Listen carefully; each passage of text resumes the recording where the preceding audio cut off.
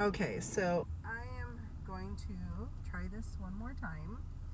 I just dropped off my son at his jobs. He works at Hardee's, or how we know on the West Coast, Carl's Jr.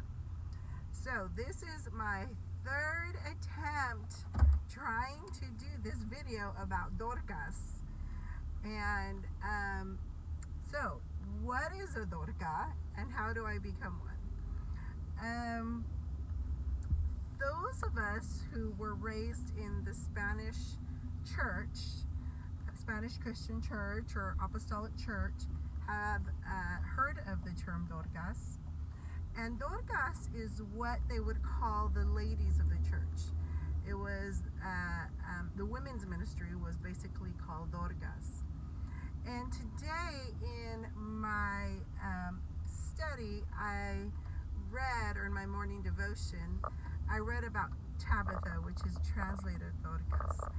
Now, we who were raised in Spanish church have an image of, that are probably in our 40s, 50s, an image of the ladies in the church working diligently in the kitchen, cooking, cleaning, caring for the children, supporting their spouses in ministry. And I want to speak to the need to return to that. Because of the education now in women, obviously we are more capable of helping in other areas of sound, of music, of what's it called, graphics, of flyers, of, so even though it's not, may not be particularly making tamales or pozole or enchiladas or whatever we the Dorcas would make traditionally, it is still being a Dorca in the church. So in the Bible, when in the book of Acts in chapter 9, when it describes Tabitha, it describes her as being a woman who did good works and charitable deeds. And if we in the church, or we women, can go back to that, if we can be women of good works and charitable deeds, if that could be how we are described. We are not described by others as complaining. We are not described by others as materialistic. We are not described by others as being selfish.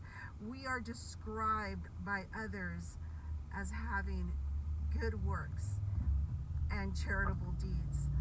What a legacy we leave behind if that is how we're described. The fruits of the Spirit, I believe, one of the fruits of the Spirit is love. And when Jesus asked Peter, "Peter, do you love me?" And Peter said, "Yes." And then Jesus said, "Feed my sheep." And then Jesus asked Peter again, "Peter, do you love me?" And Peter said, "Yes." And then Jesus responded, "Feed my sheep." And I believe it was 3 times. I'm almost positive it was 3 times. "Peter, do you love me?" And I believe that Peter gets exasperated and says, "Yes, you know I love you."